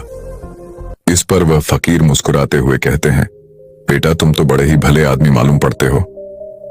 इतना कहकर उन्होंने वह दूसरी गठरी भी उस लड़के को थमा दी। जब उस लड़के ने वह दूसरी गठरी अपने कंधे पर रखी, अब उसे यह गठरी भी बहुत ज्यादा भारी लगी, किंतु उसने वहां पर कुछ नहीं कहा। जैसे तैसे उन दोनों ने वह नदी पार की। नदी पार करने के बाद बातों ही बातों में उस लड़के ने उन फकीर से कहा, बाबा, आखिर इस दूसरी गठरी में क्या है, क्योंकि यह भी बहुत भारी है। इसका उत्तर देते हुए बाबा कहते हैं, बेटा, इस गठरी में चांदी के सिक्के हैं, इसलिए इस गठरी में भी काफी वजन है। उन फकीर की ये सारी बातें सुनकर अब उस लड़के का दिमाग तेजी से काम करने लगा था। वह सोचने लगा, एक गठरी में तांबे के सिक्के हैं और दूसरी में चांदी के। ऐसा लग रहा है जैसे यह फकीर बाबा बड़ी दूर से आ रहे हैं और इन्होंने अपनी सारी जमीन जायदाद बेचकर यह सिक्के इकट्ठा किए हैं, इसीलिए तो यह इतना धन साथ लेकर चल रहे हैं। लेकिन वह लड़का उन फकीर बाबा से कुछ भी नहीं कहता और वे दोनों चुपचाप मार्ग में आगे की ओर बढ़ते चले जाते हैं। कुछ देर चलने के बाद आगे फिर एक सुनसान रास्ता आता है। उस सुनसान रास्ते पर आते ही उस नौजवान लड़के के मन में तरह तरह के विचार उठने लगे। वह सोचने लगा, अरे, यह तो सुनसान रास्ता है। अगर मैं यह सिक्के लेकर यहां से भाग जाऊं तो ये फकीर भला कब तक मेरे पीछे भागेंगे? मुझे नहीं लगता कि यह मुझे कैसे भी पकड़ पाएंगे और यहाँ कोई है भी नहीं जो इनकी मदद कर पाए। और वैसे भी ये बहुत सारे सिक्के हैं, मैं इनसे एक अच्छी दुकान खरीद सकता हूँ और खुद का व्यापार भी शुरू कर सकता हूँ। और वैसे भी यह बूढ़ा फकीर अब इस धन का क्या करेगा? इससे अच्छा तो मैं ही इसे ले लेता हूँ। वह लड़का यह सब सोच ही रहा था कि तभी उसे खुद पर आश्चर्य हुआ। अरे मैं यह सब क्या सोच रहा हूं? ये फकीर बाबा ना जाने कहां से आ रहे होंगे और ना जाने कितनी मेहनत करके इन्होंने ये सिक्के इकट्ठा किए होंगे। मुझे इनका फायदा नहीं उठाना चाहिए। नहीं नहीं, मुझे ऐसा नहीं करना चाहिए। उसने कुछ देर के लिए तो अपने मन के विचारों पर काबू पा लिया, किंतु कुछ देर बाद देखते ही देखते उसके मन के लालच भरे विचार उस पर हावी होने लगे। वह लड़का 2 पोटलियां लेकर उन फकीर के पीछे पीछे चल रहा था। कुछ दूर और चलने पर रास्ते में एक पहाड़ी आई। उसे देख वो फकीर बाबा उस लड़के से कहते हैं, बेटा यह पहाड़ी में नहीं चढ़ पाऊंगा। मैं काफी बूढ़ा हो चुका हूं और मेरे घुटनों में भी दर्द रहता है। यदि तुम मेरी यह तीसरी गठरी भी ले लो तो मैं तुम्हें 2 सोने के सिक्के और दूंगा, लेकिन याद रहे इसे कहीं गिराना मत या कहीं खुल ना जाए। यह बात सुन वह लड़का उन फकीर से कहता है, क्यों बाबा, आखिर इस गठरी में ऐसा क्या है? इस पर वह फकीर उस लड़के से कहते हैं, बेटा इसमें सोने के सिक्के हैं। यह सुन वह लड़का मन ही मन बहुत प्रसन्न हुआ। उसने चुपचाप वह तीसरी गठरी भी उन फकीर से ले ली और दोनों बिना कुछ बोले आगे की ओर बढ़ चले। अब वह फकीर बिना कोई वजह लिए आराम से पहाड़ी की चढ़ाई चढ़ रहा था, लेकिन वह नौजवान लड़का जो कि पीछे था वजन के कारण बहुत धीरे धीरे चल पा रहा था। लेकिन जब से उसने सोने के सिक्कों का नाम सुना था उसका मन तो छलांगे मार रहा था। वह मन ही मन सोच रहा था कि अगर ये सारे सिक्के मुझे मिल जाएं तो मेरा जीवन तो बड़ी आसानी से कट जाएगा। वैसे भी ये फकीर तो बूढ़े हो चुके हैं, भला इन्हें इतने धन की आवश्यकता नहीं है। इनका जीवन तो वैसे भी कट ही चुका है। मैं एक काम करता हूं, यह सारा धन लेकर यहां से भाग जाता हूं। लड़के के मन में अनगिनत विचार चल रहे थे। लड़के का मन अब उसकी बुद्धि पर पूरी तरह से हावी हो चुका था। उस लड़के का मन अपनी बात को सही साबित करने के लिए उसे कोई भी तर्क दे रहा था। और तभी उसके मन में एक और विचार उठा और अब की बार वह लड़का यह सोच रहा था कि लगता है यह फकीर बाबा कोई चोर है, नहीं तो इनके पास इतने सारे सोने के सिक्के कहां से आए। अगर यह कोई व्यापारी होते तो यह इस तरीके से पैदल यात्रा तो नहीं करते, और अगर इनके पास इतना सारा धन था ये कोई ना कोई साधन भी अवश्य लेकर आते। लगता है यह कोई चोर है, और चोर कदम चोरी करने में भला कौन सी बुराई। यह सोचता हुआ वह लड़का अब काफी तेजी से ऊपर की ओर चढ़ रहा था और देखते ही देखते वह फकीर से आगे भी निकल गया। वह यह सोच रहा था कि जैसे ही इस पहाड़ी की चढ़ाई खत्म हो गई और ढलान आएगी, मैं इन तीनों पोटलियों को लेकर भाग जाऊंगा। जिस सकता था, लेकिन अफसोस कि वह अपने मन के विचारों पर नियंत्रण नहीं कर पाया। दोस्तों, महात्मा बुद्ध कहते हैं कि विचार ही सब कुछ है। जैसा हम सोचते हैं वैसे ही। अगर आप अच्छा सोचोगे तो आपके साथ अच्छा ही होगा। अगर आप बुरा सोचोगे तो आपके साथ बुरा ही होगा। अपनी सोच को नकारात्मकता से सकारात्मक कैसे बनाएं और अपने मन को शांत कैसे करें, यही हम आज एक रोचक कहानी के माध्यम से जानेंगे। तो चलिए कहानी की शुरुआत करते हैं। कहा जाता है कि मन दुनिया की सबसे शक्तिशाली चीज है। अगर आप पूरे मन से किसी चीज को चाहें तो आप उसे जरूर हासिल कर लेंगे, ऐसा दुनिया के ज्यादातर महापुरुष कहते हैं। लेकिन अगर यह बात सच है तो जो हम अपने मन से चाहते हैं वह हमें हासिल क्यों नहीं होता? क्योंकि कोई भी व्यक्ति अपने लिए दुख तो नहीं चाहेगा, लेकिन फिर भी ज्यादातर लोग रहते तो दुखी ही हैं। भला दुनिया का ऐसा कौन सा व्यक्ति है जो अपने मन से यह चाहेगा कि मैं असफल रहूं, गरीब रहूं या फिर दुखी रहूं? सोचने की बात है तो फिर यहां 2 बातें निकल कर आती हैं। पहली, या तो वह महापुरुष गलत हैं जिन्होंने यह बात कही कि सच्चे मन से चाही हुई चीज हासिल हो जाती है, या फिर हम गलत हैं। दोस्तों, आज जो कहानी मैं आपको सुनाने जा रहा हूं उससे आपको समझ आ जाएगा कि अपने मन से कोई भी काम कैसे करवाया जाता है, मन की शक्ति के द्वारा कोई भी चीज कैसे हासिल की जाती है, और मन में किसी भी चीज के सही बीज कैसे बोए जाते हैं। एक बार की बात है, एक आदमी के जीवन में सिर्फ दुखी दुख थे। वह जो काम करता हर काम में उसे असफलता ही हाथ लगती। घर में रहता तो घर में हर समय झंझट और क्लेश मचा रहता। वह किसी से मदद मांगता तो कोई भी उसकी मदद करने को तैयार नहीं होता। बस चारों तरफ से हताशा और निराशा ही उसके हाथ लग रही थी।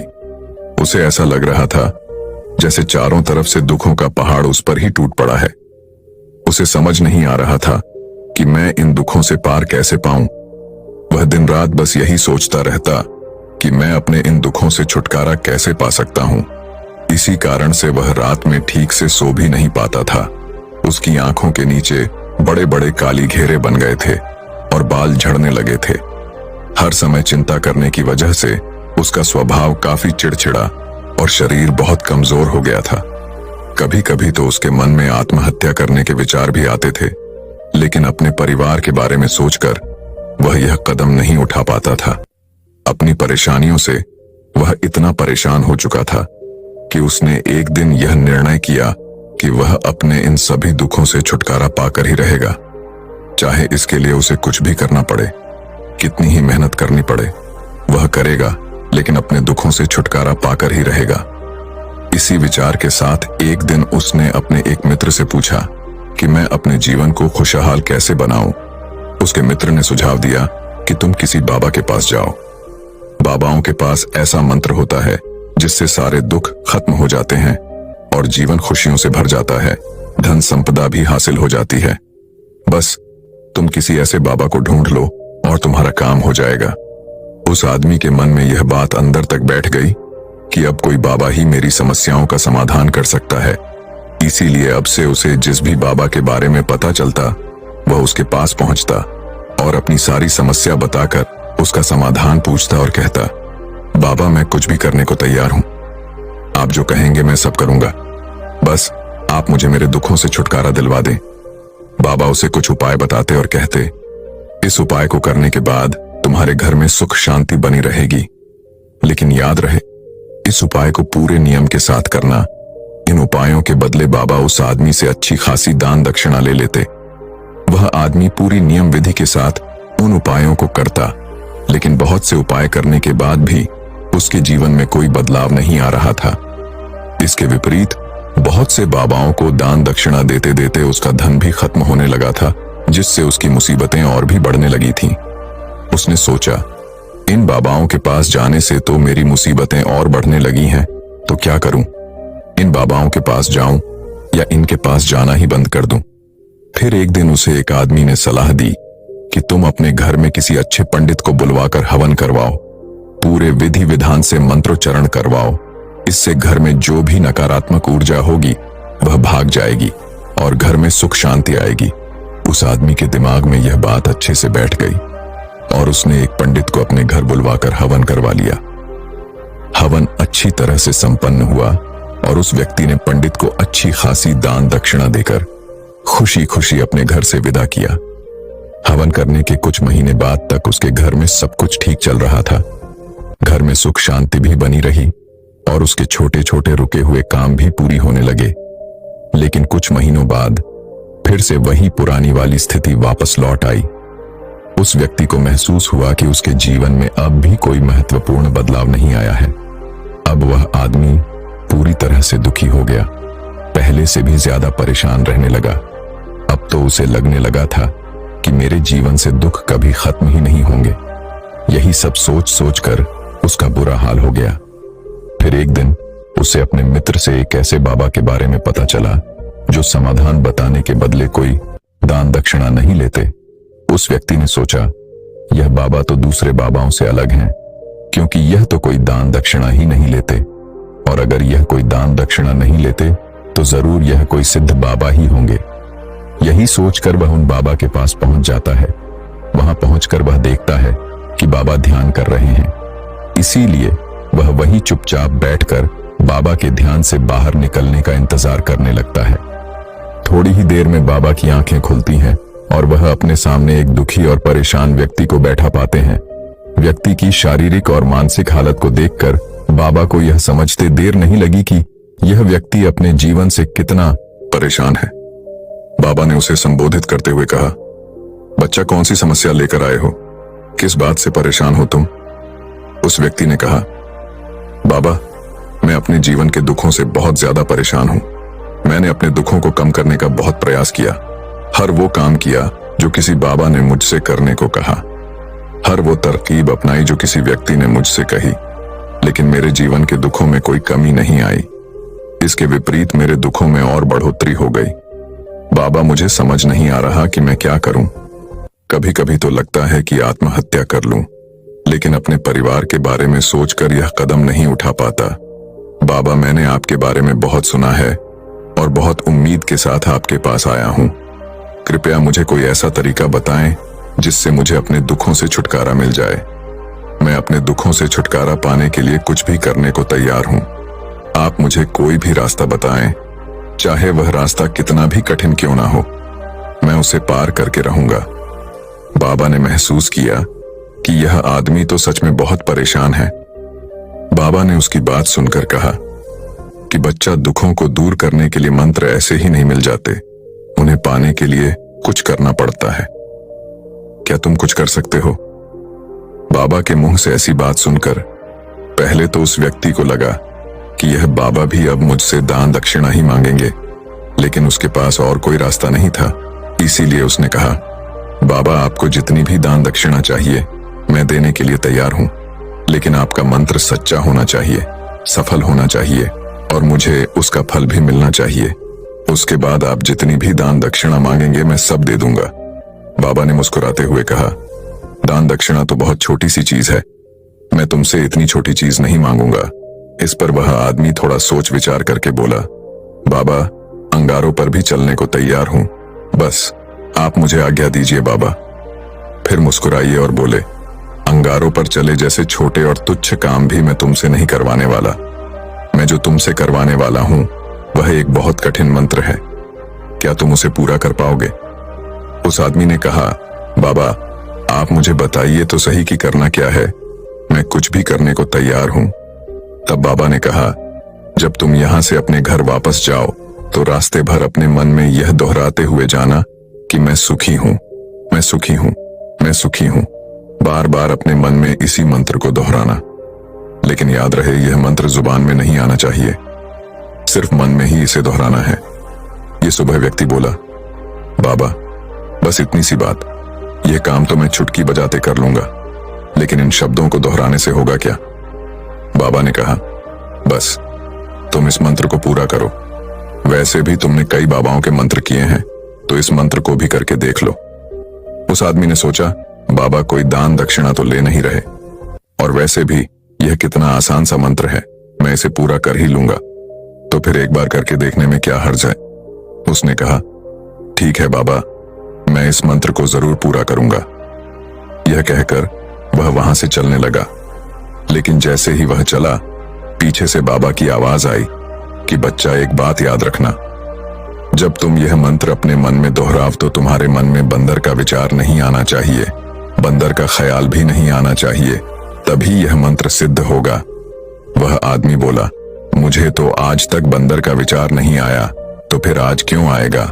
आप चिंता मत कीजिए बाबा, मैं अपने मन में सिर्फ यही दोहराऊंगा कि मैं सुखी हूं, मैं सुखी हूं।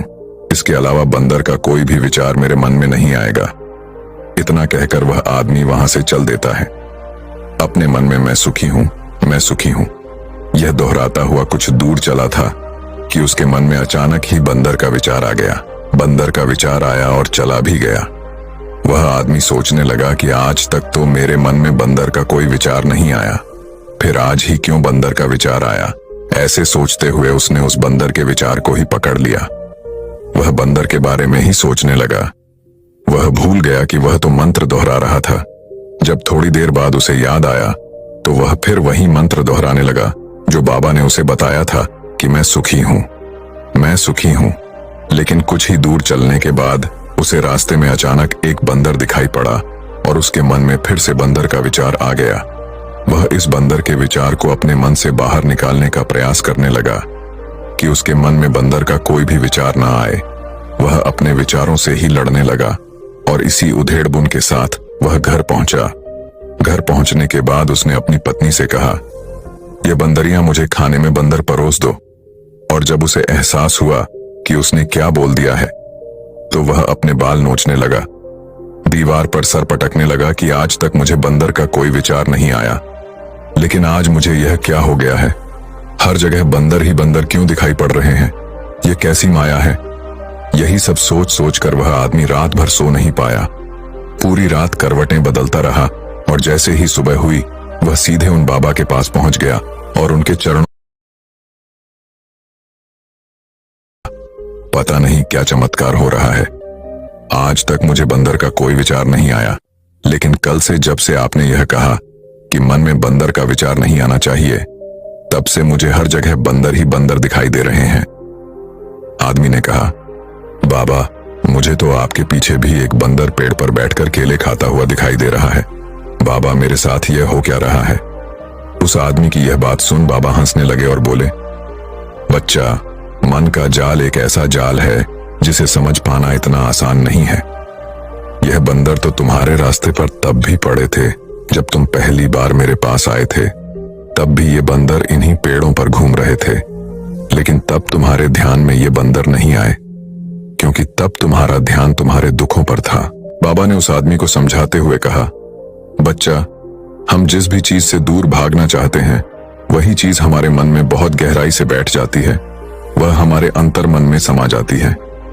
वास्तव में हम जिस किसी भी चीज से छुटकारा पाना चाहते हैं, हम उसे छुटकारा इसीलिए पाना चाहते हैं क्योंकि वह चीज हमसे बहुत गहराई से जुड़ चुकी है, और हम जितना ही उससे छुटकारा पाना चाहते हैं वह उतनी ही गहराई से हमारे मन में बैठती चली जाती है और अंततः हमारे अंतर मन में छा जाती है। ऊपर से तो हम सभी चाहते हैं सुखी होना, और हमारे होंठ भी यही बोलते हैं कि मैं सुखी हूं, मैं सुखी हूं, लेकिन हमारे अंतर मन में दुख होते हैं। हमारे विचारों में, हमारे मन में हमें दुखी दिखाई देते हैं। हम अंदर से दुख के विचार पैदा कर रहे होते हैं। इसीलिए सिर्फ मुंह से यह बोलने से कि मैं सुखी हूं, मैं सुखी हूं, हम सुखी नहीं होने वाले जब तक इस मंत्र का हमारे अंतर मन में प्रवेश नहीं होता और हम अंदर से सुख के विचार पैदा नहीं करते। यह सुन आदमी ने पूछा, लेकिन बाबा, इस मंत्र का हमारे मन में प्रवेश कैसे होगा? यह कैसे हमारी अंतरांखों में बैठेगा? बाबा ने कहा, बच्चा, अपने दुखों से लड़ना बंद कर दो। जब तक तुम अपने दुखों को दूर करने के बारे में सोचते रहोगे, तब तक वह दुख तुमसे चिपके रहेंगे, तब तक वह दुख तुम्हारे अंतर मन में अपना राज्य जमाए बैठे रहेंगे। और जिस दिन से तुम उन दुखों के बारे में सोचना बंद कर दोगे, उसी दिन से ही वह दुख तुम्हारी जिंदगी से गायब हो जाएंगे। क्योंकि किसी भी चीज से छुटकारा पाने के लिए हमें उस चीज के बारे में सोचना पड़ता है, और हम जितना ही उस चीज के बारे में सोचते हैं वह उतनी ही गहराई से हमारे मन में बैठती चली जाती है। हम ज्यादातर समय अपने दुखों के बारे में ही सोचते रहते हैं। हम यही मानते रहते हैं कि हमारे जीवन में दुख है और हमें इनसे छुटकारा पाना है। इसी तरह बार बार सोचते रहने की वजह से वह दुख हमारे अंतर मन में घर कर जाते हैं और हमें इसका पता भी नहीं चलता। इसीलिए अगर तुम अपने दुखों से छुटकारा पाना चाहते हो तो दुखों से छुटकारा पाने के बारे में सोचना छोड़ दो और तुम्हें तुम्हारे दुखों से छुटकारा मिल जाएगा। दोस्तों, आपने देखा होगा अक्सर लोग धूम्रपान छोड़ना चाहते हैं, शराब छोड़ना चाहते हैं या फिर किसी गंदी लत को छोड़ना चाहते हैं। वह सुबह अपने आप से वादा करते हैं कि आज मैं कोई गलत काम नहीं करूंगा, लेकिन शाम को जब वह इंसान लौटता है तो नशे में चूर होकर लौटता है। आखिर ऐसा क्यों होता है कि जो हम सोचते हैं उसे पूरा नहीं कर पाते? असल में हम उस समस्या को बहुत ज्यादा महत्व दे रहे हैं। जब भी हम उस चीज को छोड़ने के बारे में बहुत ज्यादा सोचते हैं तो अपने मन में उस चीज की इंपॉर्टेंस, उसकी अहमियत बढ़ा देते हैं, और हम जितना उस चीज के बारे में सोचते हैं हमारा मन उतना ही उस चीज की ओर भागता है। हमें उस चीज से लड़ना नहीं है, बल्कि बिना सोचे गुजर जाना है। और अगर इस चीज को हम अच्छे से समझ जाते हैं, फिर हम अपने जीवन में जो भी पाना चाहते हैं उसे अपने अंतर मन में डाल सकते हैं। और अगर एक बार वह लक्ष्य हमारे अंतर मन में बैठ जाता है तो फिर सफलता पाने में कोई समस्या नहीं आएगी, कोई परेशानी नहीं आएगी। तो दर्शकों, चलिए अब इसी विषय पर अगली रोचक कहानी की शुरुआत करते हैं। दोस्तों, किसी ने ठीक ही कहा है कि उनके साथ जरूर रहो जिनका वक्त खराब है, और उनका साथ छोड़ दो जिनकी नीयत खराब है। आज की कहानी एक लड़के की है। एक 24 साल का लड़का जो कि एक जमींदार के यहाँ नौकरी करता था। उसके माँ बाप इस दुनिया में नहीं थे। जिंदगी बड़ी कठिनाइयों में बीत रही थी। वह जाता था, रोज पैसे कमाकर घर आता था, खाना बनाता था, खाता था और सो जाता था। यही उसकी दिनचर्या थी। एक शाम जब वह अपने काम से घर वापस लौट रहा था तो उसने देखा कि एक बूढ़े फकीर अपनी पीठ पर 3 बड़ी पोटली रखकर एक नगर से दूसरे नगर की तरफ जा रहे थे। वह देखने में काफी बूढ़े लग रहे थे और वो काफी देर से ऐसे ही सफर कर रहे थे और आखिरकार कुछ दूर और चलने के बाद वे चलते चलते थक कर एक पेड़ के नीचे आकर बैठ गए। तभी उनकी नजर इस नौजवान युवक पर पड़ी जो कि उसी रास्ते पर जा रहा था और उसी दिशा में जा रहा था जिस दिशा में उन बूढ़े फकीर को जाना था। तभी वह लड़का उन बूढ़े फकीर के पास से होकर गुजरा। जैसे ही वह उनके पास से गुजरा तभी उन बूढ़े फकीर ने पीछे से आग्रह भरी आवाज में कहा, सुनो बेटा, क्या तुम मेरी थोड़ी सी मदद कर सकते हो? ये पोटलियां बड़ी भारी है और मैं बूढ़ा हो चुका हूं। मैं ज्यादा देर तक इनका बोझ नहीं उठा सकता और मैं बहुत थक भी चुका हूं। तो क्यों ना तुम मेरी एक पोटली को उठा लो और इसे उस दूसरे गांव तक पहुंचा दो। इसके बदले में मैं तुम्हें 2 सोने के सिक्के दूंगा। वह लड़का उन फकीर की सारी बातें सुनता है, फिर उनसे कहता है, कोई बात नहीं बाबा, मैं आपकी मदद करने के लिए तैयार हूं। बताइए आपको कहां जाना है? ऐसा कहते हुए उस लड़के ने उन फकीर की एक पोटली उठा ली और उसे अपने कंधे पर रख लिया। जैसे ही उसने पोटली को कंधे पर रखा उसे आभास हुआ कि यह पोटली तो सच में बहुत भारी है। फिर वह लड़का और वह फकीर रास्ते में आगे की ओर बढ़ चले गए। कुछ देर तक चलने के बाद देखते ही वह गांव खत्म होने लगा और अब एक सुनसान रास्ता आगे की ओर जा रहा था। वे दोनों अपने रास्ते पर मस्त होकर आगे की ओर बढ़ रहे थे। जब वे भीड़ से पूरी तरह से अलग हो गए तब वह लड़का उन फकीर से कहता है कि बाबा, इस पोटली में आखिर ऐसा क्या रखा है जिससे यह पोटली इतनी भारी है?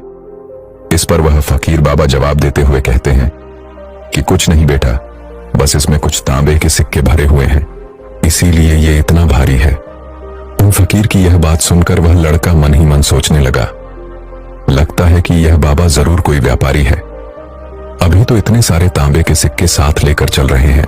लेकिन तभी उसके मन में एक विचार आया, मुझे इन सब से क्या मतलब, मुझे तो सिर्फ इस पोटली को दूसरे गांव तक पहुंचाना है। जैसे ही उसके मन में यह विचार आया उसने तांबे के सिक्कों का ख्याल अपने मन से निकाल दिया और मस्त होकर मार्ग में आगे की ओर बढ़ने लगा। चलते चलते कुछ और समय बीता और वे दोनों एक नदी के किनारे आ पहुंचे। वह लड़का काफी हट्टा कट्टा था और काफी चुस्त और तंदुरुस्त भी था, इसीलिए वह बिना ज्यादा सोचे उस नदी में उतर जाता है। परंतु वह फकीर अभी भी किनारे पर ही खड़े थे। ये देख वह लड़का उन फकीर से कहता है, क्या हुआ बाबा, क्यों रुक गए? आइए, हमें इस नदी को पार करना होगा, तभी तो हम उस गांव तक पहुंच पाएंगे।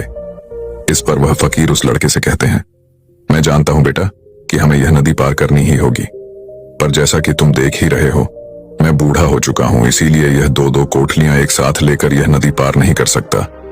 इसमें अगर मेरा पैर फिसल गया तो फिर मैं आगे का सफर कैसे पूरा करूंगा?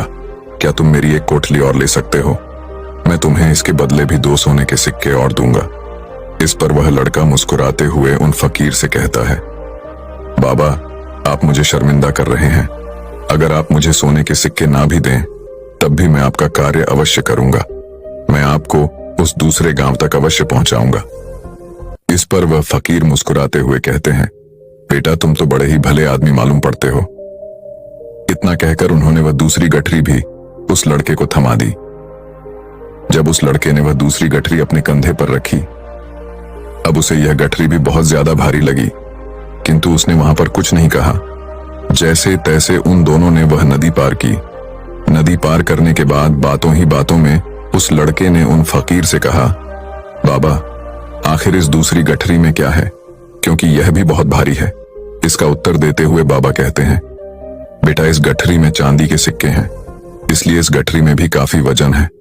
उन फकीर की ये सारी बातें सुनकर अब उस लड़के का दिमाग तेजी से काम करने लगा था। वह सोचने लगा, एक गठरी में तांबे के सिक्के हैं और दूसरी में चांदी के। ऐसा लग रहा है जैसे यह फकीर बाबा बड़ी दूर से आ रहे हैं और इन्होंने अपनी सारी जमीन जायदाद बेचकर यह सिक्के इकट्ठा किए हैं, इसीलिए तो यह इतना धन साथ लेकर चल रहे हैं। लेकिन वह लड़का उन फकीर बाबा से कुछ भी नहीं कहता और वे दोनों चुपचाप मार्ग में आगे की ओर बढ़ते चले जाते हैं। कुछ देर चलने के बाद आगे फिर एक सुनसान रास्ता आता है। उस सुनसान रास्ते पर आते ही उस नौजवान लड़के के मन में तरह तरह के विचार उठने लगे। वह सोचने लगा, अरे यह तो सुनसान रास्ता है। अगर मैं यह सिक्के लेकर यहां से भाग जाऊं तो ये फकीर भला कब तक मेरे पीछे भागेंगे। मुझे नहीं लगता कि यह मुझे कैसे भी पकड़ पाएंगे और यहां कोई है भी नहीं जो इनकी मदद कर पाए। और वैसे भी ये बहुत सारे सिक्के हैं, मैं इनसे एक अच्छी दुकान खरीद सकता हूं और खुद का व्यापार भी शुरू कर सकता हूं। और वैसे भी यह बूढ़ा फकीर अब इस धन का क्या करेगा, इससे अच्छा तो मैं ही इसे ले लेता हूं। वह लड़का यह सब सोच ही रहा था कि तभी उसे खुद पर आश्चर्य हुआ। अरे मैं यह सब क्या सोच रहा हूं, यह फकीर बाबा ना जाने कहां से आ रहे होंगे और ना जाने कितनी मेहनत करके इन्होंने ये सिक्के इकट्ठा किए होंगे। मुझे इनका फायदा नहीं उठाना चाहिए। नहीं, मुझे ऐसा नहीं करना चाहिए। उसने कुछ देर के लिए तो अपने मन के विचारों पर काबू पा लिया, किंतु कुछ देर बाद देखते ही देखते उसके मन के लालच भरे विचार उस पर हावी होने लगे। वह लड़का 2 पोटलियां लेकर उन फकीर के पीछे पीछे चल रहा था। कुछ दूर और चलने पर रास्ते में एक पहाड़ी आई। उसे देख वो फकीर बाबा उस लड़के से कहते हैं, बेटा यह पहाड़ी में नहीं चढ़ पाऊंगा, मैं काफी बूढ़ा हो चुका हूं और मेरे घुटनों में भी दर्द रहता है। यदि तुम मेरी यह तीसरी गठरी भी ले लो तो मैं तुम्हें 2 सोने के सिक्के और दूंगा, लेकिन याद रहे इसे कहीं गिराना मत या कहीं खुल ना जाए। यह बात सुन वह लड़का उन फकीर से कहता है, क्यों बाबा, आखिर इस गठरी में ऐसा क्या है। इस पर वह फकीर उस लड़के से कहते हैं, बेटा इसमें सोने के सिक्के हैं। यह सुन वह लड़का मन ही मन बहुत प्रसन्न हुआ। उसने चुपचाप वह तीसरी गठरी भी उन फकीर से ले ली और दोनों बिना कुछ बोले आगे की ओर बढ़ चले। अब वह फकीर बिना कोई वजह लिए आराम से पहाड़ी की चढ़ाई चढ़ रहा था, लेकिन वह नौजवान लड़का जो कि पीछे था वजन के कारण बहुत धीरे धीरे चल पा रहा था। लेकिन जब से उसने सोने के सिक्कों का नाम सुना था उसका मन तो छलांगे मार रहा था। वह मन ही मन सोच रहा था कि अगर ये सारे सिक्के मुझे मिल जाएं तो मेरा जीवन तो बड़ी आसानी से कट जाएगा। वैसे भी ये फकीर तो बूढ़े हो चुके हैं, भला इन्हें इतने धन की आवश्यकता नहीं है, इनका जीवन तो वैसे भी कट ही चुका है। मैं एक काम करता हूं, यह सारा धन लेकर यहां से भाग जाता हूं। लड़के के मन में अनगिनत विचार चल रहे थे। लड़के का मन अब उसकी बुद्धि पर पूरी तरह से हावी हो चुका था। उस लड़के का मन अपनी बात को सही साबित करने के लिए उसे कोई भी तर्क दे रहा था। और तभी उसके मन में एक और विचार उठा और अब की बार वह लड़का यह सोच रहा था कि लगता है यह फकीर बाबा कोई चोर है, नहीं तो इनके पास इतने सारे सोने के सिक्के कहां से आए। अगर यह कोई व्यापारी होते तो यह इस तरीके से पैदल यात्रा तो नहीं करते, और अगर इनके पास इतना सारा धन था ये कोई ना कोई साधन भी अवश्य लेकर आते। लगता है यह कोई चोर है, और चोर कदम चोरी करने में भला कौन सी बुराई। यह सोचता हुआ वह लड़का अब काफी तेजी से ऊपर की ओर चढ़ रहा था और देखते ही देखते वह फकीर से आगे भी निकल गया। वह यह सोच रहा था कि जैसे ही इस पहाड़ी की चढ़ाई खत्म हो गई और ढलान आएगी, मैं इन तीनों पोटलियों को लेकर भाग जाऊंगा। जिस सकता था, लेकिन अफसोस कि वह अपने मन के विचारों पर नियंत्रण नहीं कर पाया। दोस्तों, महात्मा बुद्ध कहते हैं कि विचार ही सब कुछ है। जैसा हम सोचते हैं वैसे ही